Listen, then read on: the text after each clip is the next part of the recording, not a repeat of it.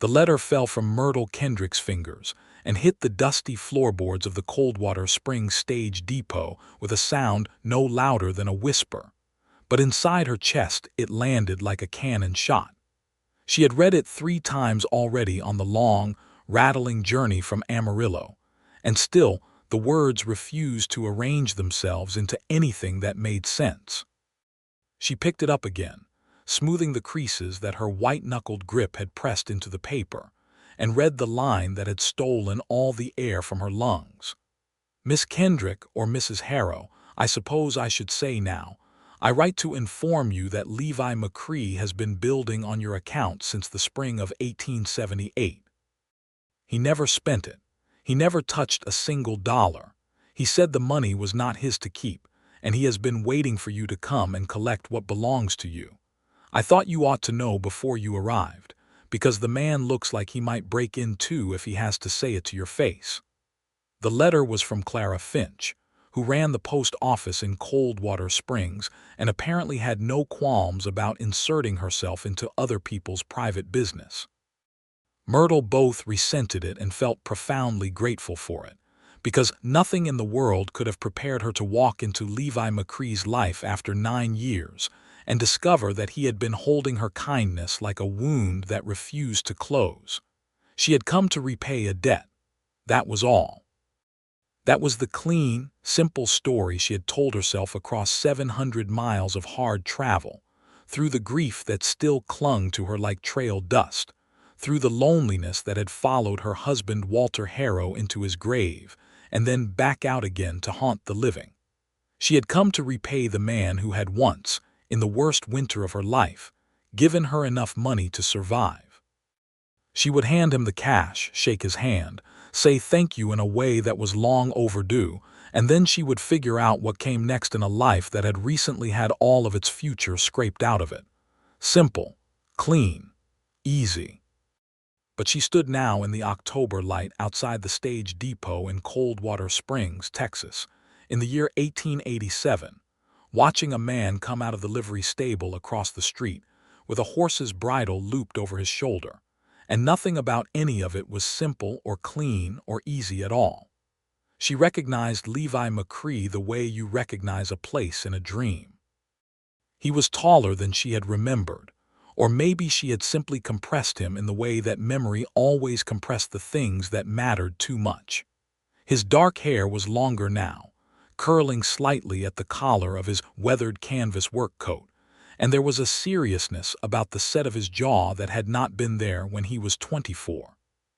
But the way he moved, that particular, unhurried economy of motion, like a man who had made his peace with every inch of ground he stood on, that was exactly the same. He had not seen her yet. She had exactly 4 seconds to gather herself before he looked up, because she could see from the angle of his head that his gaze was about to sweep across the street, and she could not let him see her standing here with her heart doing something unreasonable beneath her widow's dress. 3 seconds. She had carried a darkness with her on this journey. Walter's death, the creditors, the house in Amarillo that had been sold at auction while she was still wearing black. The discovery, 3 months after the funeral, that Walter Harrow had borrowed against everything they owned and had told her nothing about any of it, leaving her with a secret and a debt and a grief that she no longer knew how to separate from her anger. 2 seconds. She had survived before with less than nothing. She had survived the winter of 1878 in Santa Fe because a stranger named Levi McCrae had pressed $40 into her hand and told her not to argue with him about it. $40 that she had promised to repay and had spent 9 years trying to earn. $40 that had grown in this man's careful keeping into something she did not yet understand the shape of. 1 second. Levi McCrae looked up, and his eyes found her across the dusty width of the main street of Coldwater Springs, and the expression that moved across his face was not surprise. It was something older than surprise, something that had been waiting a very long time to finally be allowed to exist. He stopped walking. Myrtle Kendrick did not move either. They stood on opposite sides of the street in the thin October sunshine, two people who had each been carrying the other like a stone in their pocket for 9 years, and the weight of that shared, silent carrying hung between them so palpably that the old man on the bench outside the general store looked up from his newspaper and then looked away again, sensing that he had accidentally witnessed something private. It was Myrtle who moved first. She always had been the braver one, though she had never thought of herself that way. She picked up her carpetbag and her smaller traveling case, and she walked across the street toward Levi McCrae, and with every step the distance between them shrank in ways that had nothing to do with geography. He met her in the middle. "Myrtle," he said, just her name, just one word, but the way he said it was like a man setting down something heavy that he had been carrying up a very long hill, and the relief of it made her eyes sting in a way she was not prepared to explain. "Levi," she said, "I owe you $40. And she saw, for just a fraction of a second before he schooled his expression into something more composed, the ghost of a smile at the corner of his mouth. "You don't," he said, "but I'm glad you're here." She had last stood in the town of Santa Fe, New Mexico Territory, in the winter of 1878, and the circumstances that had brought her there were a study in the particular cruelty of bad timing. She had been 19 years old, traveling with her Aunt Dorothea from Missouri to California, where her aunt's husband had been promised a management position in a mining operation. They were 3 days out of Santa Fe when their wagon threw a wheel on an icy grade, and Dorothea's husband, Harold, broke his arm trying to fix it. The mining company would not wait. Harold wrote ahead and said they would be delayed, and the company wrote back and said the position was filled. Just like that, the future collapsed. Harold's arm healed badly, and he never regained full use of it.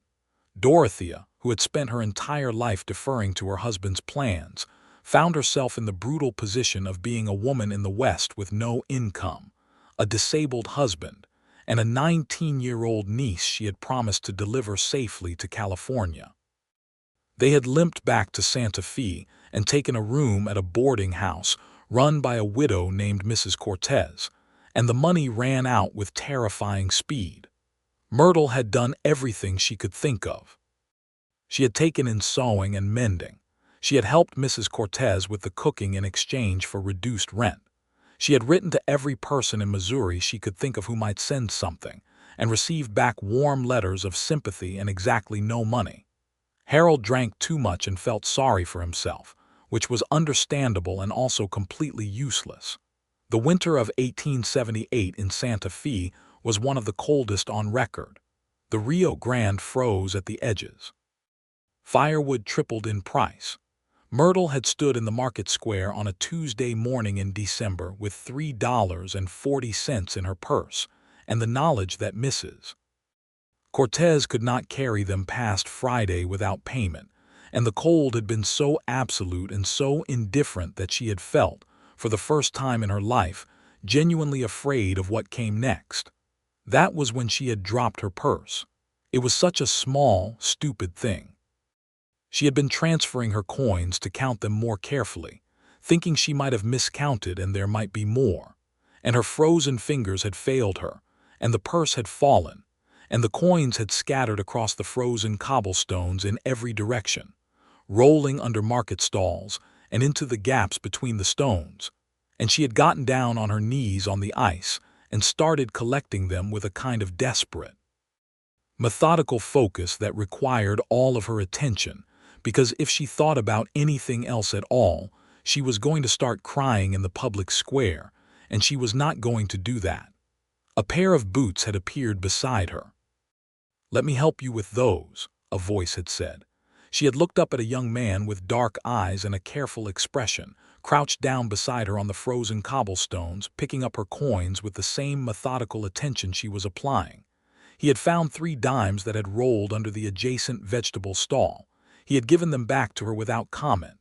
"Thank you," she had said, standing and brushing the ice off her skirt with her reddened hands. "Your fingers are blue," he had said. "Here." He had pulled off one of his leather gloves and offered it to her, and then seemed to realize that this did not make obvious sense as a gesture, and instead reached into his coat pocket and produced a pair of thinner knitted gloves.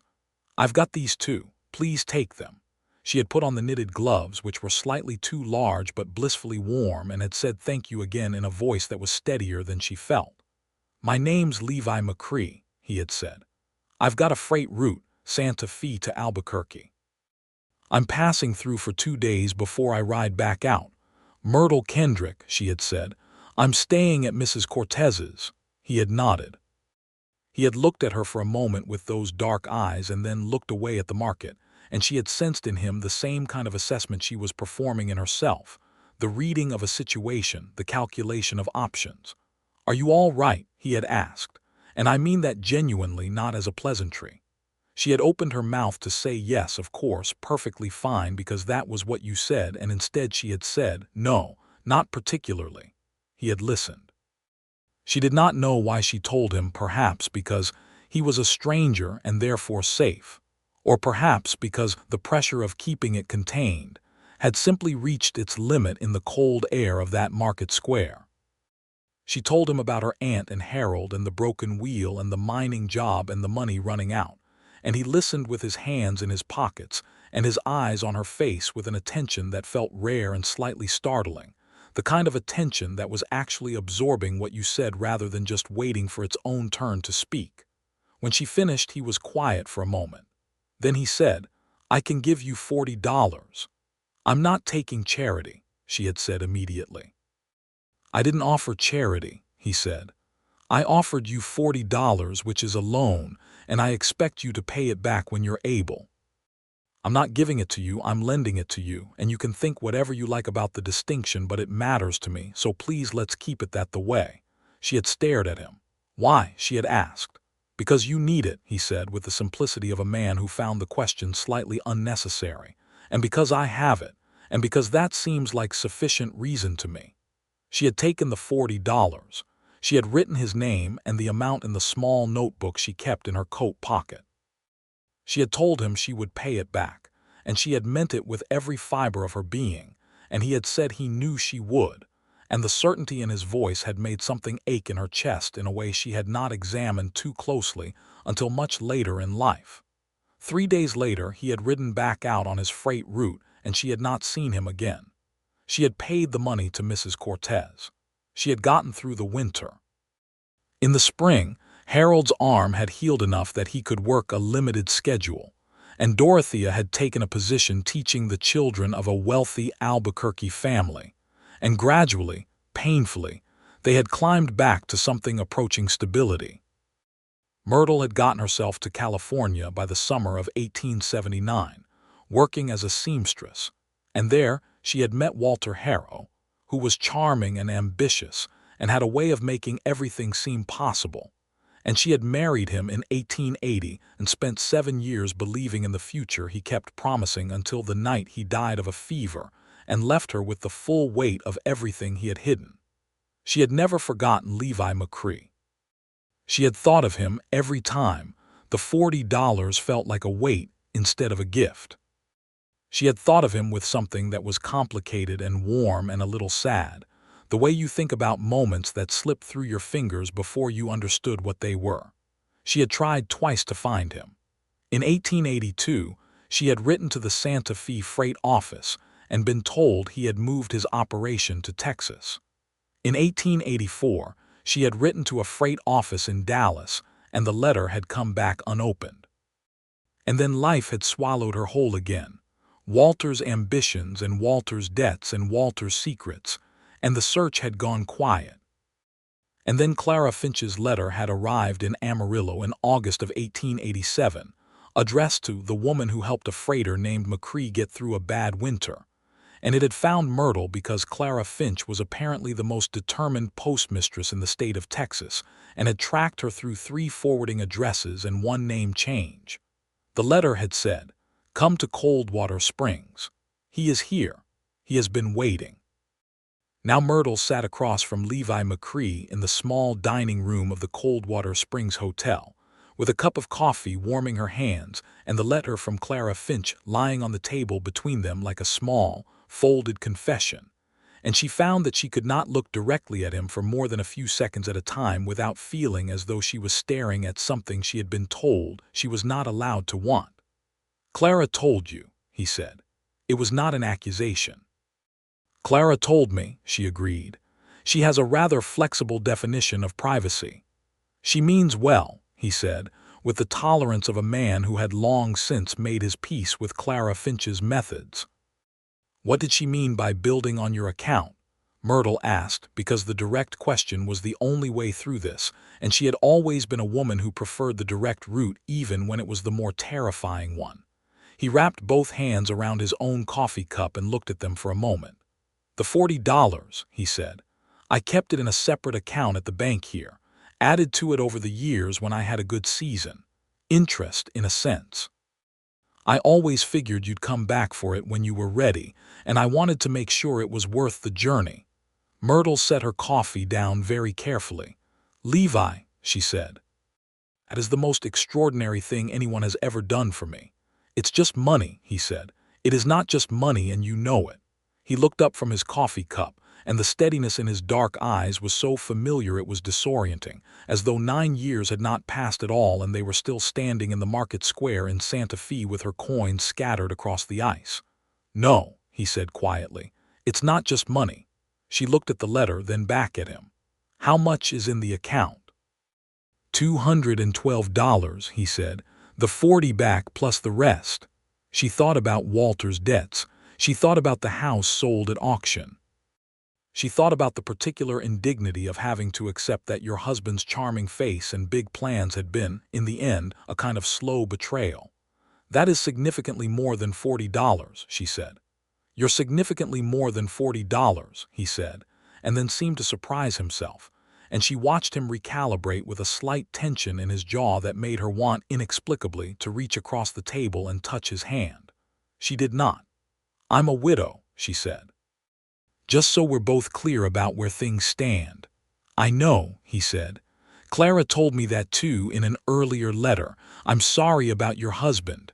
Myrtle thought about Walter, about the way she had loved him, and the way that love had changed shape over the years into something more complicated and less luminous, about the grief that was real even when it was tangled up with anger, and a sense of having been deceived. "Thank you," she said. It was complicated." "It usually is," Levi said, and there was no judgment in it, just the quiet acknowledgement of a man who understood that life rarely arranged itself into simple categories.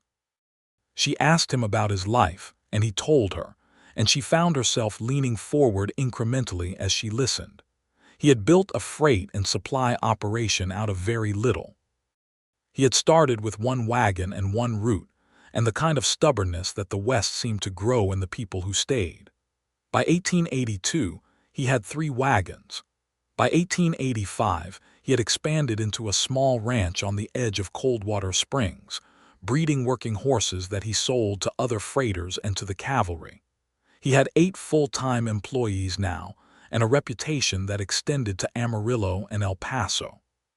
He had built something real out of the raw material of a hard decade, and the pride in it was quiet and genuine, not the boastful pride of a man who needed you to know how well he had done, but the simpler satisfaction of someone who had set out to do a thing and had done it honestly. He was 32 years old. He had never been married. "Why not?" she asked, and then immediately said, "I'm sorry, that's not my business." "No," he said with a small smile that did something irreparable to her composure. "It's all right. I was close once in 1883.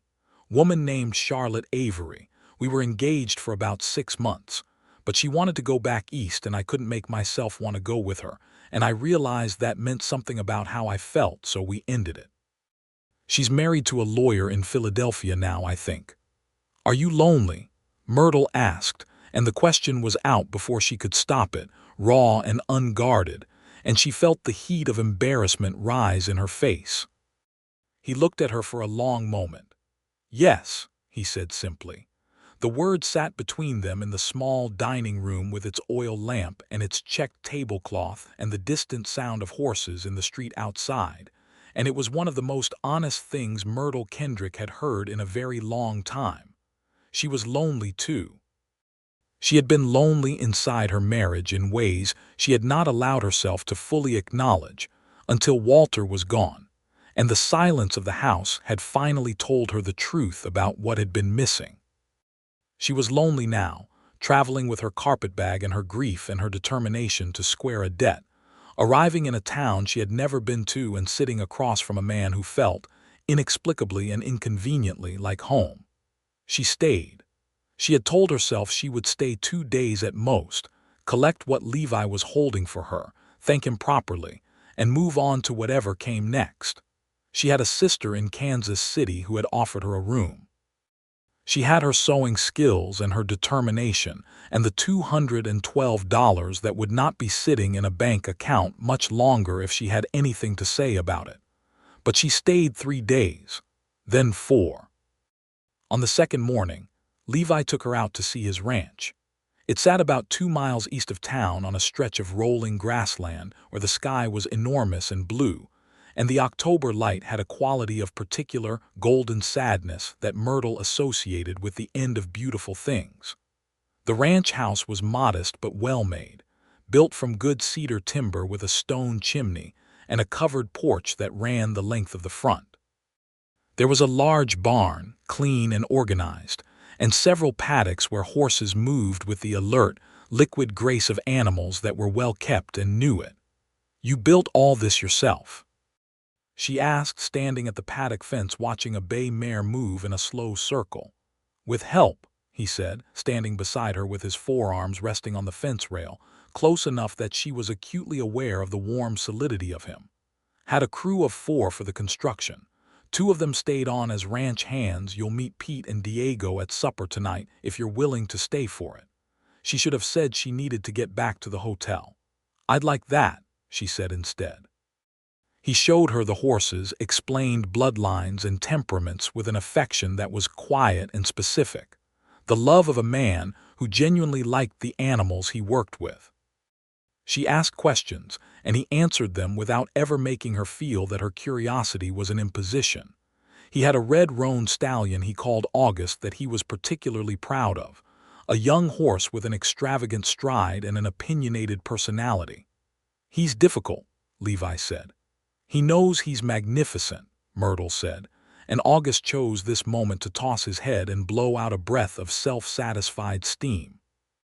Levi laughed, and it was the first time she had heard him truly laugh, and it was unfairly wonderful. It started in his chest and broke wide open, and his whole face changed with it, and Myrtle filed it away in the same careful internal catalog where she had been storing all the small, accumulating details of him. The supper with Pete and Diego was warm and noisy and entirely unreserved. Pete Vasquez was a compact man in his late 30s with a broad grin and an inexhaustible supply of stories about freight route disasters, most of which he told with such cheerful relish that it was impossible to know how much of the detail was accurate. Diego Reyes was younger, quieter, with a serious face that cracked into unexpected humor at precise moments. Both of them treated Levi with an affection that was clearly reciprocal and deeply comfortable, the ease of men who had worked hard together for a long time and trusted each other the way you only trust someone you have relied on when it mattered. They welcomed Myrtle with a naturalness that suggested they had been told something about her. "Boss mentioned you," Pete said over beans and cornbread, in a tone of elaborate casualness that fooled no one. "Did he?" Myrtle said. "Just that you were an old acquaintance from Santa Fe," Levi said, without looking up from his plate, and Myrtle heard in the neutrality of his voice the careful management of information, and felt something shimmer warmly in her chest. Later, after Pete and Diego had retired to the bunkhouse, she and Levi sat on the porch in the cold dark with 2 mugs of coffee, and the quiet between them had shifted into something different from the careful quiet of the dining room. It was the kind of quiet that 2 people could rest in without effort, and Myrtle recognized it for what it was with a clarity that was equal parts wonderful and terrifying. "Tell me what you're going to do," he said. "After you leave here. My sister has a room for me in Kansas City," she said. "I thought I might teach. I was always good at arithmetic and there's usually a shortage of school teachers. You don't sound like you want to do that, he said. I don't know what I want to do, she said honestly. Walter's death left everything rather uncertain. I feel like I'm starting over, but I don't know quite what I'm starting over at. That's not the worst position to be in, Levi said. Starting over with options. Is that a kind way of saying I should count my blessings? No, he said. It's just a true thing. You're 32 years old, you're not broken, and the world is reasonably large. Those are the components of a decent set of possibilities. 28, she said. What? I'm 28, she said. I was 19 when we met in Santa Fe, and that was 9 years ago. He was quiet for a moment. I suppose I miscalculated. How old did you think I was in Santa Fe? 22 or 23, he said. You seemed older. I was doing the job of someone much older, she said. Yes, he said. You were. The stars were prodigious out here, brilliant and close in a way that the sky over cities never permitted, and Myrtle had forgotten, in her years in California and then Amarillo, how the western night sky could make you feel simultaneously very small and very alive. She pulled her shawl tighter and breathed the cold, cedar-scented air and felt, for the first time in a very long time, something approaching peace. I forgot to tell you something important, Levi said. She looked at him.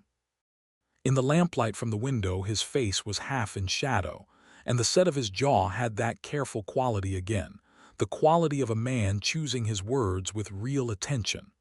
What? She said. I looked for you, he said. After Santa Fe. Not right away because I didn't have any right to, but in 1880 I wrote to the Santa Fe boarding house where you'd been staying, and Mrs. Cortez wrote back and said you'd gone to California. I wrote to the postmaster in San Francisco and then in Sacramento, and I never got any useful answer. And by 1881 I had to admit to myself that I didn't actually know why I was looking, except that I couldn't stop thinking about you, which is a strange thing to admit to someone you spoke to for 20 minutes in a market square 9 years ago. The night was very quiet. You looked for me, she said. I did, he said. Levi, she said, and stopped. You don't have to say anything, he said. I'm not telling you because I want something from it. I'm telling you because you're here and you deserve to know, and I'm tired of carrying things around without saying them. She thought about secrets. She thought about Walter and his hidden debts and his beautiful, careless dishonesty with the woman who had trusted him most. She thought about what it meant for a person to say a true thing plainly instead of dressing it up or burying it. I thought about you too, she said. After Santa Fe, I thought about you for a long time. He turned his head and looked at her. And then life got loud, she said, and I got married, and I told myself that thinking about a man you'd spoken to for 20 minutes was indulgent and foolish, and I was mostly right about that, but I never entirely stopped. We spoke for longer than 20 minutes, he said. We spoke for 45 minutes at most, she said. An hour, he said. You're generous with the time, she said, and the smile she felt was so large and so uncomplicated that it surprised her, because she had not realized how much she had missed feeling genuinely, uncomplicatedly happy. She did not go back to Kansas City. Not yet, not immediately. She told herself she would stay 1 more week, and then another, and gradually the weeks arranged themselves around a rhythm that felt less like visiting and more like belonging. Clara Finch approved loudly and at every opportunity, which was both charming and deeply exhausting. Clara was a small, silver-haired woman of about 60 with the energy of someone decades younger and a philosophical commitment to making things happen that she believed ought to happen. She pressed Myrtle for details about the situation with the cheerful persistence of a woman who considered it her civic duty to ensure that the people around her achieved the happiness they were too cautious to reach for themselves. He has been waiting for a long time, Clara told Myrtle one afternoon in the post office, over the counter that served as Clara's combined desk, gossip headquarters, and community notice board. I want you to understand that. Not pining, he's not a man who pines in any dramatic sense, but the waiting has been there. You could see it if you looked. Clara, Myrtle said. I know, Clara said. None of my business. I appreciate it, I do, but you have to let this go at its own pace. It has been 9 years, Clara said. The pace has been established. Myrtle laughed despite herself. The days deepened into a pattern. She spent mornings helping at the ranch when she was invited, which was most mornings. She had discovered that she had an affinity for the horses, and Levi let her learn the paddock routines, the feeding schedules, the small daily diplomacies of working with animals that had distinct personalities and definite opinions about how they ought to be treated. August the roan stallion, who had regarded her with aristocratic skepticism on first acquaintance, had by the end of the second week decided that she was acceptable company, which Levi told her was a distinction that August conferred on almost no one. In the afternoons, she helped Clara Finch with sorting and cataloging, which was partly useful and partly a transparent excuse on Clara's part to keep Myrtle in one place and talk to her at length. But the work gave her hands something to do, and she liked Clara's company, the woman's blunt and cheerful wisdom about the town and its people. Coldwater Springs was a working town, not a glamorous one. It had about 400 residents, a church, a school with a teacher who was run ragged by 32 students of varying ages, a general store, a hotel, a saloon that maintained a cautious order under the management of a formidable woman named Hattie Dumont, and the bank where Levi's account sat waiting for Myrtle's decision. The town had a history, as all Western towns did, with chapters that were not entirely clean. The land it sat on had been Apache territory within living memory, and there were old men in the area who could tell you stories that carried the weight of real tragedy if you were willing to sit down and actually listen to them, which most people were not. The Comanche raids that had reshaped the southern plains, the forced relocations, the specific and ongoing injustice of a land that had been taken from people who were still alive to remember the taking. Myrtle was conscious of this in a way that made the landscape feel layered, the beauty of it complicated by the knowledge of what had been done to make room for towns like Coldwater Springs, and she did not think that being conscious of it solved anything, but she thought that ignoring it solved even less. She was sewing on the porch of the hotel one Thursday afternoon in early November when she heard raised voices from the direction of the bank, and she looked up to see a man she didn't recognize come out of the bank at a clip and walk fast toward the saloon. Behind him, Levi came out of the bank with a stillness about him that she recognized by now as the particular stillness of a man who was very angry and managing it very deliberately. She put down her sewing. He saw her as he crossed the street and altered his direction toward her, and when he reached the porch steps he stopped and leaned against the rail and let out a long, controlled breath. "What happened?" she asked. "Amos Garvey," he said. She had heard the name. Amos Garvey owned the largest cattle operation in the county and had been systematically buying up land and water rights in a way that was entirely legal and deeply consequential for every smaller operation in the region. Pete had mentioned him with a particular kind of controlled distaste. Diego had not mentioned him at all, which somehow conveyed more. "He made me an offer on the ranch," Levi said. "Through the bank president, so I couldn't decline without it being awkward."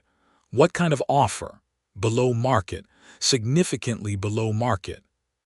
With the suggestion that things might become difficult if I declined, which is the kind of suggestion that men like Garvey make because they have enough money to make things genuinely difficult. "What kind of difficult?" "The water rights to the creek that runs through my east pasture are contested," Levi said. "I've been using it on a working agreement with the previous landowner for 5 years, but Garvey bought that parcel in September, and he can challenge the agreement now if he wants to." Myrtle thought about this. She thought about it with the clarity of a woman who had watched Walter Harrow navigate men with power and money and had learned, in the process, a great deal about how pressure worked. "Has he challenged it yet?" she asked. "Not formally," Levi said. "This was the opening gambit, the offer before the challenge." "Then you have time," she said. "I have some time," he said. "I need a land attorney. The ones in Coldwater Springs are in Garvey's pocket, which is the polite way of saying they are not independent." "Amarillo," she said. "I was thinking El Paso," he said. "There's a firm there with a good reputation for water rights cases. Man named Holly's Crane. Can you get there and back before Garvey moves on the challenge?" "If I go soon," he said. She looked at him steadily. "Then go soon," she said. He looked back at her, and there was something in his expression that she was beginning to recognize as the particular thing that happened to his face when she surprised him, a slight opening, as though he had braced for a more complicated answer and was recalibrating. "You're not worried," he said. "I'm very worried," she said. "But worry isn't a strategy." "Holly's Crane is a strategy." He was quiet for a moment, then said, "Will you still be here when I get back?" The question was simple. It was also not entirely about El Paso, and they both understood that. "Yes," she said. He left for El Paso 2 days later. He was gone for 8 days, and those 8 days had a quality of suspended animation that Myrtle dealt with by being comprehensively useful. She helped the school teacher, a young woman named Frances Dove who was genuinely overwhelmed, by taking the youngest children for 2 hours each afternoon and teaching them arithmetic with a patience and clarity that made Frances look at her with an expression of evangelical gratitude. She helped Clara. She helped Hattie Dumont write letters to suppliers. She made herself necessary in the small, daily ways that had always been her most reliable coping strategy, and she tried very hard not to count the days or to examine too closely what she was feeling. She was in love with Levi McCrae. She had known it for at least a week before she allowed herself to use the word, and even then she used it only internally, in the private conversation she held with herself in the small hours when the hotel room was dark and the town was quiet. It was not the same as what she had felt for Walter in the beginning, that dazzled, bewildering rush of emotion that had swept her off her feet and into a marriage before she had thought carefully enough about the man she was marrying. This was quieter and deeper and somehow more frightening, because it was based on something she actually understood, on days of watching him be patient and honest and careful with the things he loved, on the way he listened when you spoke and remembered what you said, on the particular quality of his silences which were never empty.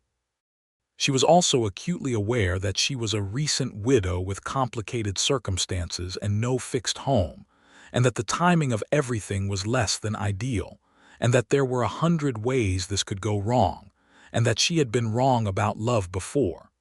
She was aware of all of these things, and they did not, in the end, change what she felt. On the evening of the 8th day, she was sitting on the hotel porch in the cold dark when she heard hoofbeats on the main street and looked up to see Levi coming down the road on his gray horse, travel-worn and dust-covered, moving at the easy canter of someone who has been in the saddle all day and is nearly home. He saw her on the porch and turned the horse toward the hotel. He dismounted at the rail and looped the reins and came up the porch steps, and she stood up and he said, "Holly's Crane is going to take the case." And she said, "Good." And then neither of them said anything for a moment because they were standing very close in the lamplight, and the moment had a weight to it that made speech feel inadequate. "I kept thinking about you," he said, "on the road. I kept thinking about what you said about worry not being a strategy. Was it helpful?" "Extremely," he said. "It's a very practical thing to keep in one's head on a long ride."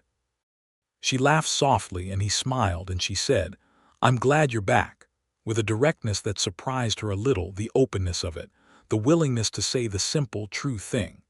"So am I," he said. "So very much." The first time he touched her was almost accidental. They had been walking back from the ranch on a cold November evening, taking the long way through the field where the land flattened out and the sky was very large, and she had stumbled slightly on a root hidden under the long grass. He had caught her arm, his hand steady and immediate on her elbow, and she had righted herself, and then neither of them had moved apart. He had kept his hand on her arm and she had turned to look at him, and in the fading light of the November evening his expression was entirely unguarded for perhaps the first time since she had arrived, stripped of the careful management she was used to seeing there, and what was underneath it was so plain and so serious that it stopped her breath. "Myrtle," he said, "Levi," she said. "I need to tell you something," he said. "I should have said it before now, but I've been afraid of getting the timing wrong. And I think if I wait for the timing to be perfect, I'll be waiting indefinitely. Because there is no perfect timing, and the world doesn't arrange itself that way." "It doesn't," she agreed. "I love you," he said. "I think I've been working toward it since the market square in Santa Fe, and I don't want to be dramatic about that or make it into more than it is, but I want you to know it because you deserve to know it, and because I would rather you knew than have you leave Coldwater Springs thinking I was just grateful for the visit." The grass moved in a cold wind. The sky was pink and gray at the horizon and very dark overhead, and the first stars were appearing.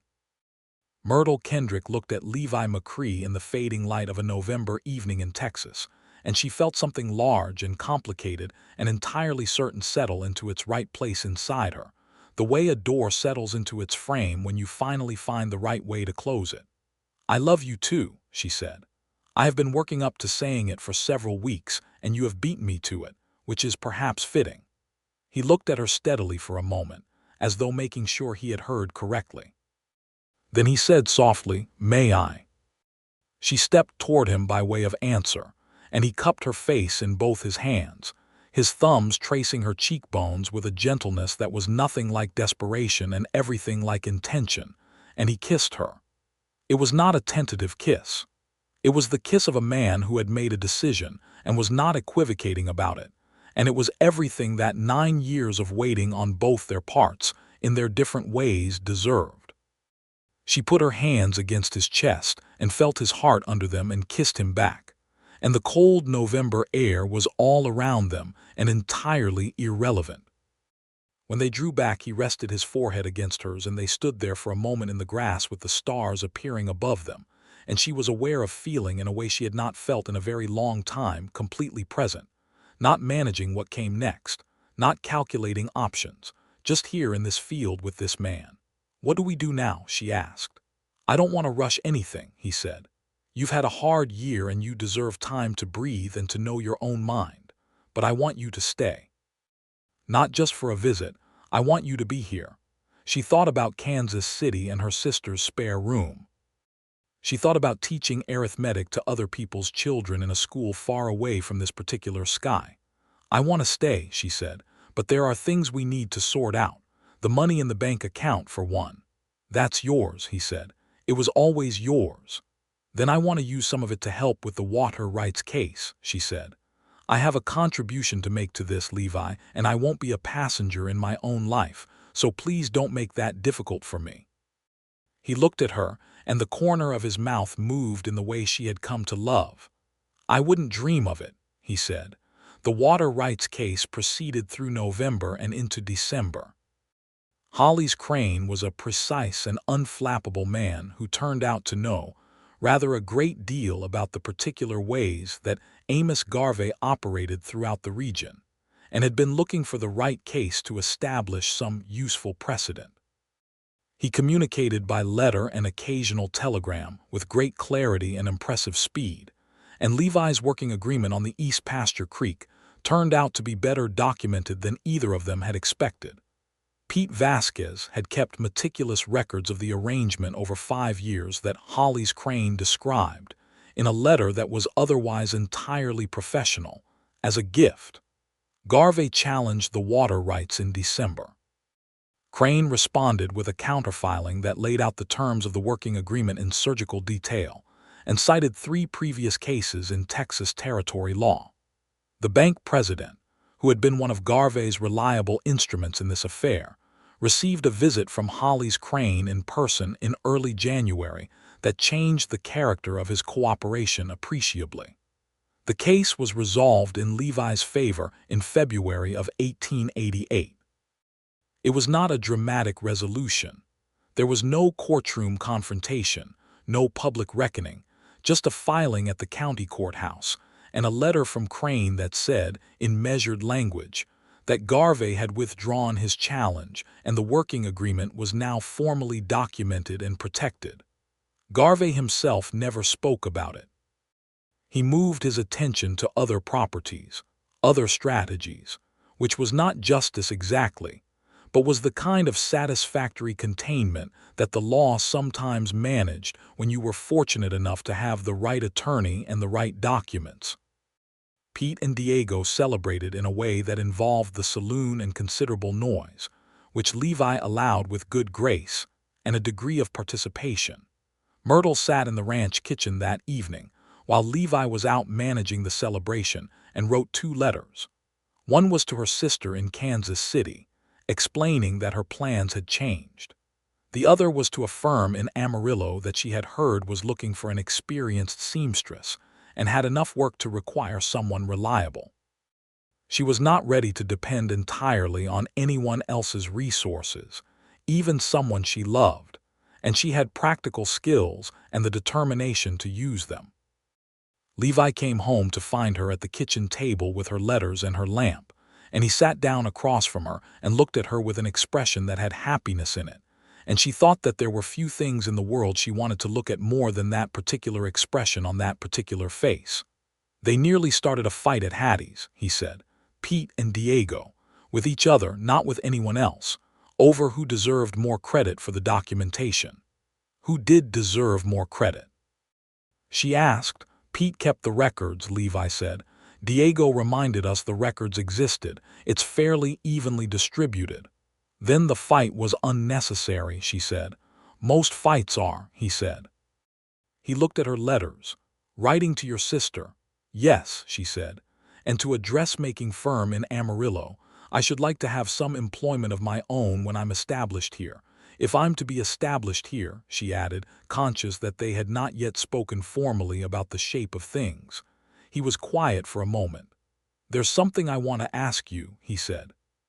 "And I am very aware that the timing might still not be exactly right, and I want you to know that you can say no or you can say not yet, and either of those is a complete answer that I will respect entirely." "Levi," she said gently. "Will you marry me?" he said. The kitchen lamp cast its warm light. Outside the ranch house the Texas night was cold and full of stars, and the horses were quiet in their paddocks, and the whole enormous, complicated, beautiful, difficult world was going on in every direction. "Yes," she said. "Yes, I will." He took her hand across the table, and his grip was warm and steady, and she held on. They were married in the spring of 1888. On a Saturday in April when the bluebonnets were coming up along the creek, and the air had that particular quality of western spring that is both delicate and extravagant. Clara Finch cried openly and without apology from her place in the second row of the church, which had been decorated with wildflowers arranged by Frances Dove, and every woman in Coldwater Springs who had felt strongly enough about the occasion to contribute. Pete and Diego both wore their best shirts, and both of them were visibly emotional in ways they managed with carefully maintained expressions of casual dignity. The ceremony was performed by the Reverend Thomas Aldridge, a mild man who had performed about 200 weddings in his career, and had never performed one with more of a sense that something genuinely right was happening. He said so afterward, shaking Levi's hand and smiling at Myrtle with the warmth of someone who had watched both of them over the preceding months with quiet attention. Levi had said his vows with the same directness he brought to everything important in his life, looking at Myrtle with the kind of steadiness that she now understood was not remoteness, but its opposite, the total commitment of a man who was entirely present. She had said hers back and meant every word, and felt the weight of the prior years, the hard years, the lonely years, the years of carrying things without the right person to help carry them, settle and transform behind her into something that had brought her here, to this room, to this man. They held the reception at the ranch, which was large enough to accommodate the whole town, and did, apparently, accommodate something close to it. Hattie Dumont brought whiskey and managed its distribution with her characteristic authority.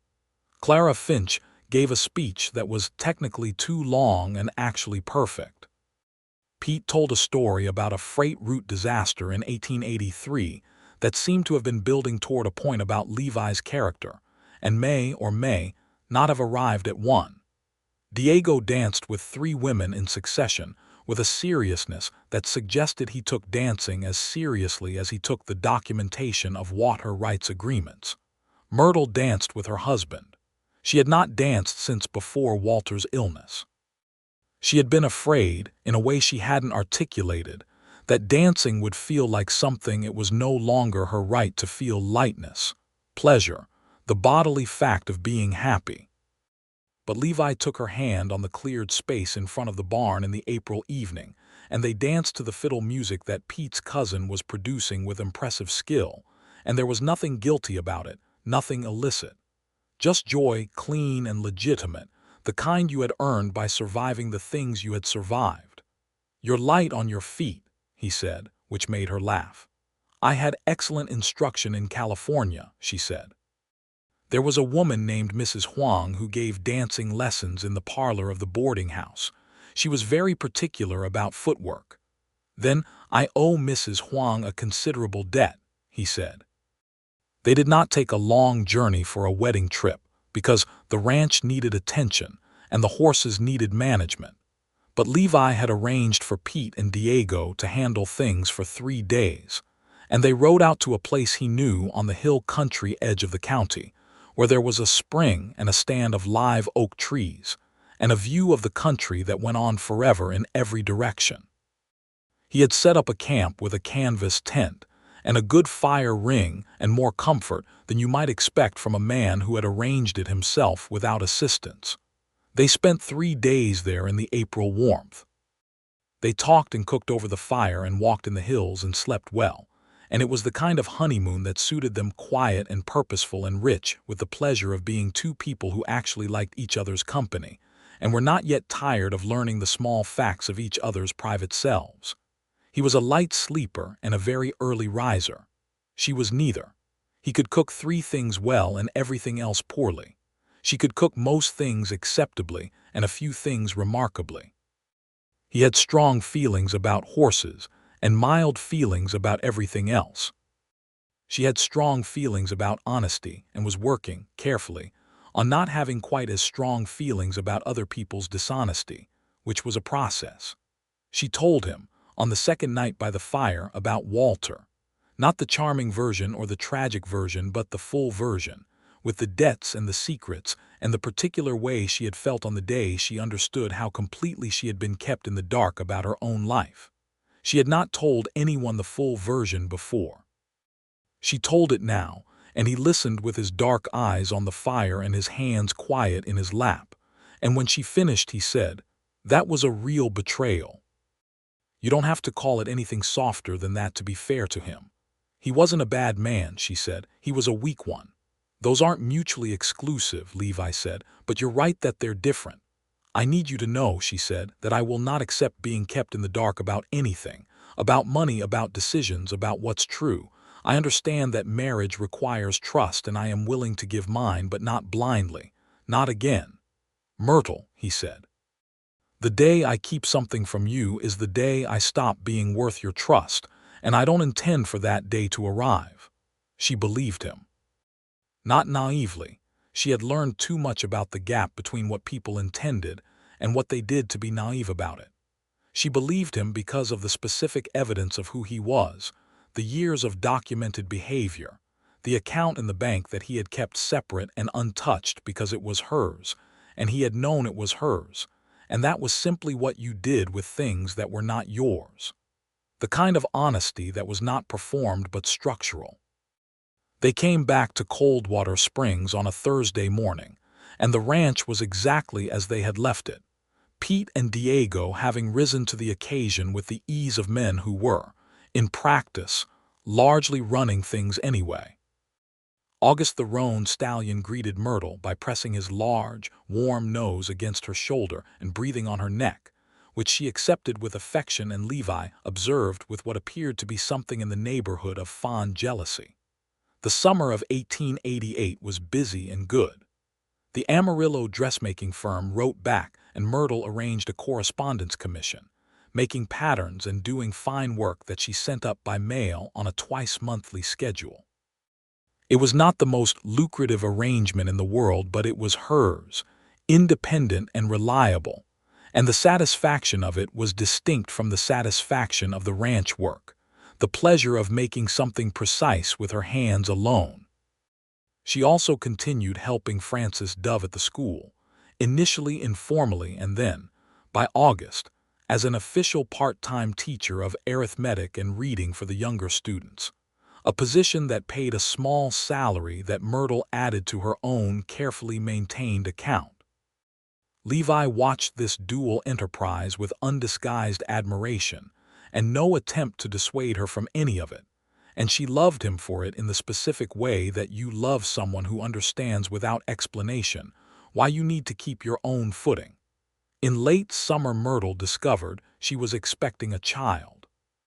She told Levi on a Sunday evening on the porch in the warm August dark, sitting close beside him with her hands folded in her lap, and her heart doing something complicated that was equal parts wonder and nervousness. Because she was 28, and this was her first time, and the world was not particularly kind to the mechanics of childbirth in 1888. And she was honest enough with herself to know she was afraid, even as she was also, in some deep place, overwhelmingly glad. He was very quiet when she told him. Then he put his arm around her and pulled her close and pressed his lips to her hair and held her, and after a moment she felt his shoulders move in what was either the beginning of a laugh or the end of a long-suppressed emotion, and when he pulled back enough to look at her, she saw that it had been both. "A child," he said, with a wonder in his voice that was entirely unguarded. "Next spring, I think," she said. "Are you all right?" he said. "Are you frightened?" "Yes," she said. "Both." "Good," he said.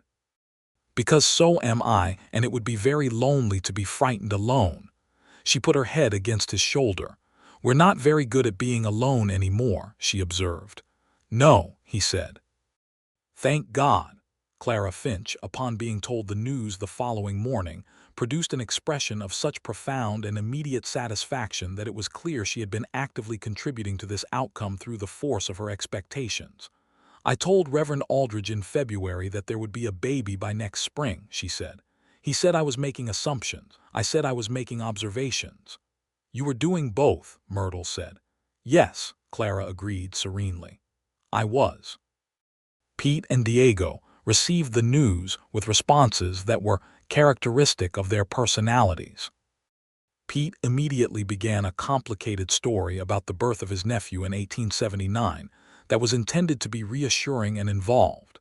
At its narrative apex, a woman named Consuelo single-handedly managing the situation when the doctor failed to arrive, which Myrtle found actually rather inspiring. Diego shook Levi's hand with a formality that was full of genuine feeling and said, simply, "Congratulations, boss," in a voice that had a quality of depth that made both of them smile. The pregnancy was not easy in the first months. Myrtle was ill more often than she would have liked in the September and October, not catastrophically but persistently, with the particular reliable misery of morning sickness that did not, as advertised, confine itself to mornings. She reduced her teaching hours and kept the dressmaking work, which she could do sitting down. Levi learned, through trial and considerable error, what was useful and what was not. He was terrible at the things that required him to stand by helplessly, which was almost everything, and eventually learned that the most useful thing was simply to be present and quiet and available, which was harder than it sounded for a man accustomed to solving problems through direct action. "You cannot fix this," she told him one October evening.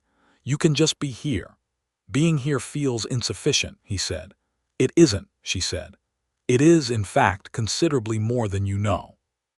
The illness eased by November, and she felt well enough through the winter to resume her full teaching schedule, and to begin, at Clara's instigation, a small women's reading circle that met on Tuesday evenings at the post office and worked through the novels and newspapers that Clara's considerable network of contacts brought to Coldwater Springs with some regularity. Frances Dove came. Hattie Dumont came when the saloon permitted, which was more often than you might expect. 3 ranchers' wives came. A young woman named Ida Spratt came, who was 17 and clearly desperate for intellectual stimulation that the town did not otherwise offer.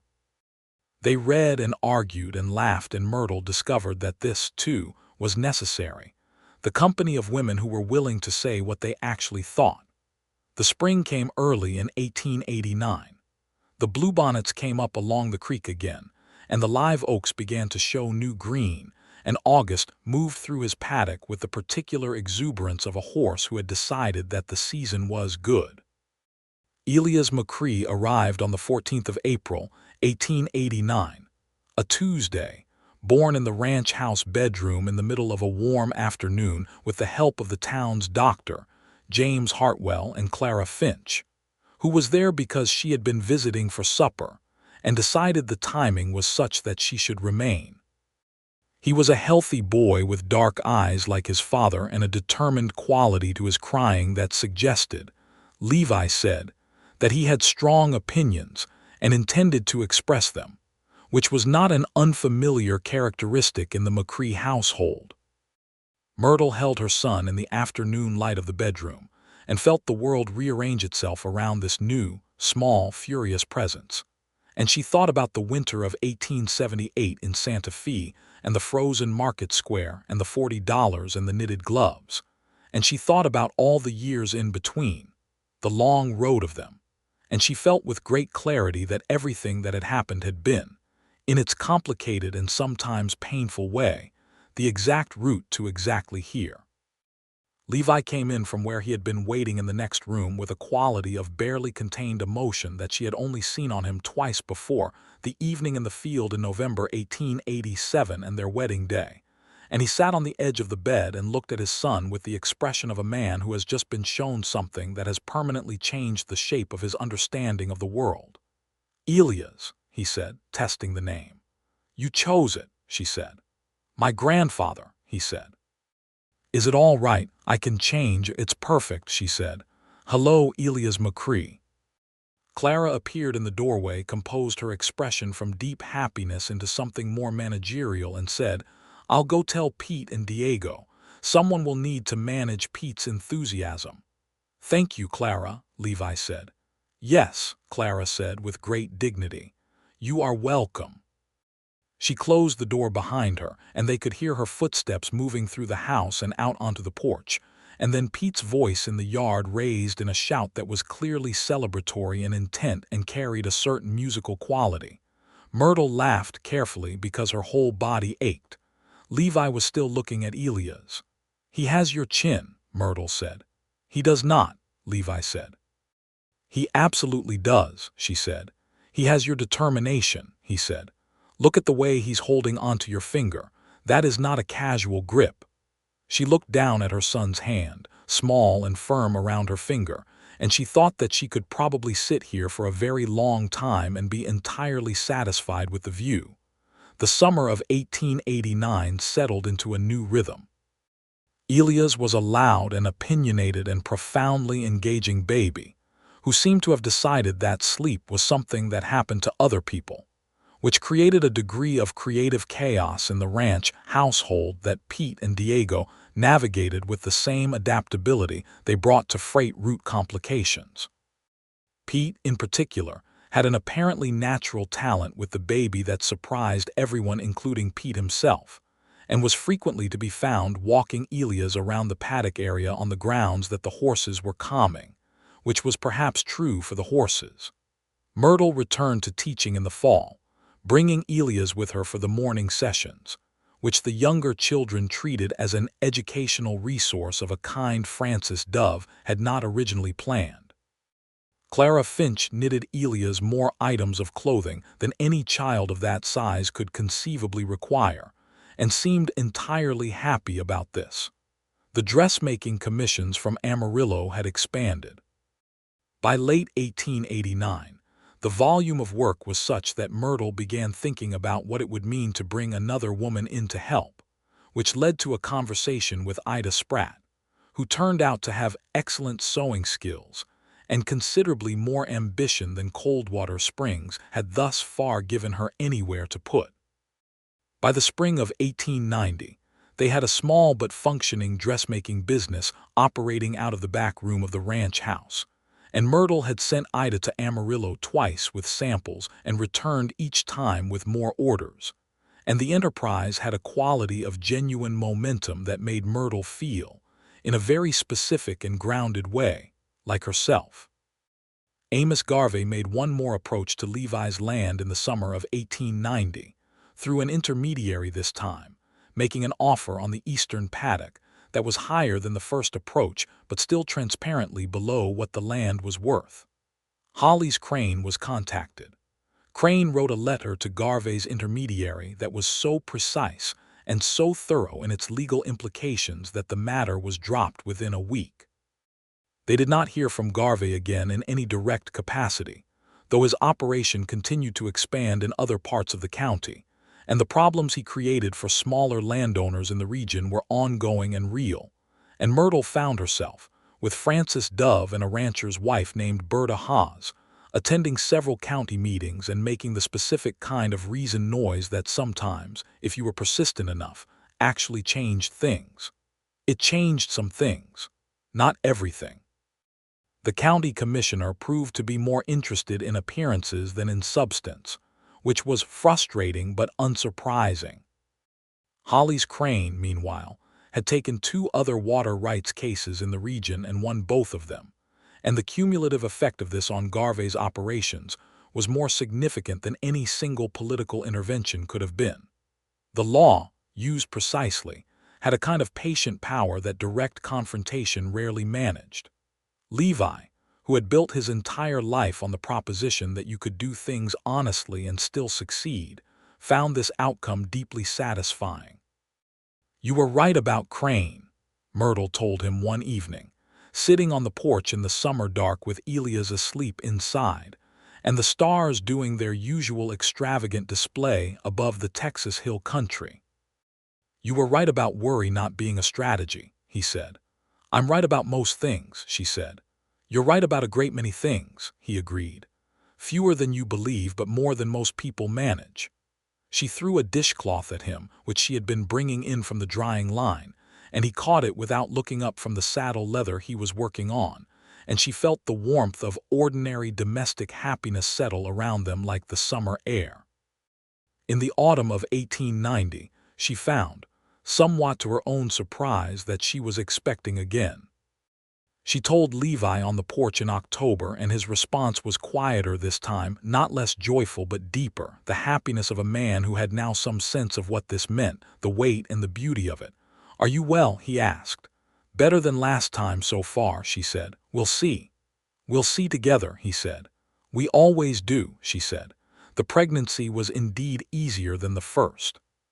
She was less ill, more energetic, and the dressmaking business with Ida kept her productively occupied through the winter.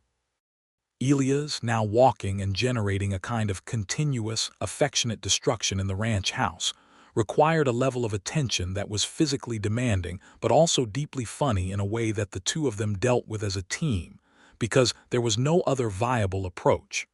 Clara Finch informed them in December that she had determined it would be a girl.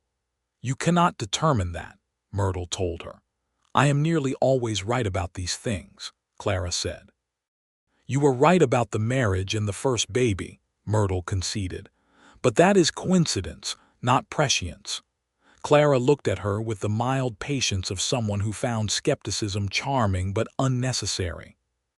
The baby arrived in late May of 1891, a warm evening with the windows open and the smell of cedar and grass in the air, and the horses moving in the paddock with a sound that Myrtle had come to find over nearly 4 years deeply comforting. Clara Finch was right. It was a girl. They named her June, for the month she came close to arriving in, and for the quality of light she was born under, the long, generous light of an evening in late May. Levi held her in the lamplight of the bedroom and looked at her for a long time without speaking. "June," he said finally. "June," Myrtle agreed. "She looks like you," he said. "She looks like a baby," Myrtle said. "They all look the same at this age." "She looks like you," he said again, with a certainty that brooked no argument. Pete and Diego arrived the next morning bringing breakfast that Pete had cooked, which was excellent, and gifts that Diego had clearly spent real time choosing. A carefully carved wooden horse for Elias and a small silver rattle for June that he had ridden to Amarillo to find, and that had cost him more than he would ever admit. Clara Finch did not come the next morning, because she was unwell, which was a novelty, and which alarmed Myrtle enough that she sent Levi to check on her. He returned with the report that Clara had a bad cold and was both under the weather and deeply indignant about it, which confirmed that she was fundamentally all right. The reading circle visited Clara and read to her for a week, and she recovered with a speed that she attributed to the literary stimulation, and they attributed to her fundamental unwillingness to be incapacitated. The years moved. Not quickly, they were full years, dense with the texture of daily life, and Myrtle had learned enough by now to appreciate the density, the way that a day which was entirely ordinary could also be, examined from the right angle, entirely extraordinary. The way Levi looked at her still, across the kitchen table or the paddock fence or the porch in the evening dark, with the same steadiness he had brought to that first conversation in the Santa Fe Market Square, the full attention of a man who had chosen where he stood and stood there without equivocation. The ranch grew. August fathered several foals who grew into excellent working horses and extended the McCrae reputation into new counties. The freight operation had been largely transferred to a manager named Bert Holloway, a quiet and capable man who ran it with a competence that freed Levi to focus on the horse breeding that had become his true passion. The dressmaking business with Ida expanded to a proper shop in town, Spratt and McCrae Dressmakers, which Ida now ran largely independently with Myrtle as a senior partner, and which had by 1893 a client base that extended to Amarillo. Elias grew into a serious, dark-eyed boy with his father's economy of movement and his mother's quickness with numbers, who had strong opinions about horses and an unexpected gift for drawing that filled the margins of every piece of paper he could get his hands on. June grew into a loud, golden-haired, opinionated girl who was her father's particular delight and her mother's direct reflection, determined and articulate, and already, at 3, entirely clear about what she thought of everyone and everything. Frances Dove married Pete Vasquez in 1892, which surprised everyone and, in retrospect, surprised no one. And the combination of Frances's patient management and Pete's bottomless good humor created a household of considerable warmth that became the center of a great deal of the social life of Coldwater Springs.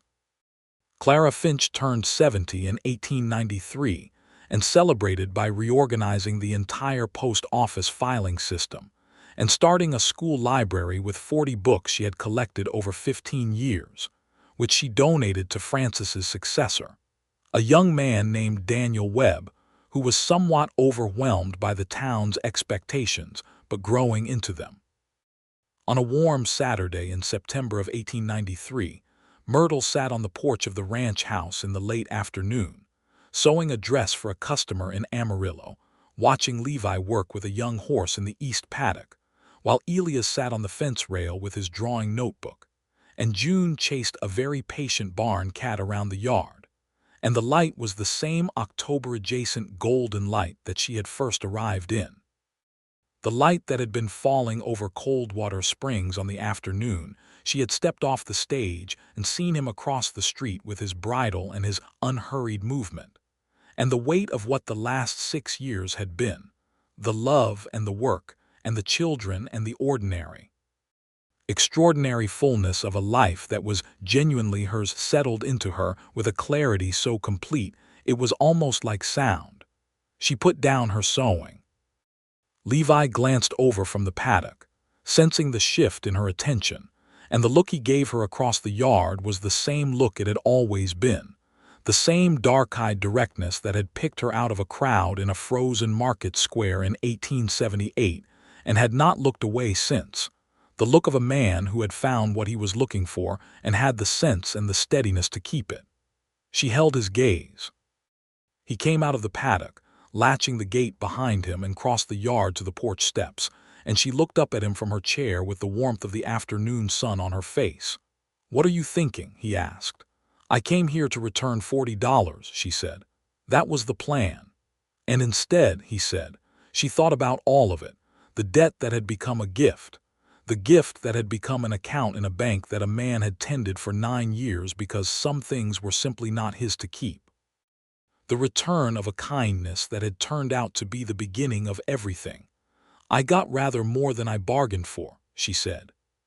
He sat down on the step and leaned his back against the porch rail and looked up at her, and the smile that moved across his face was the same smile she had first seen in the livery stable doorway on the first day, the one that started quiet and broke wide open.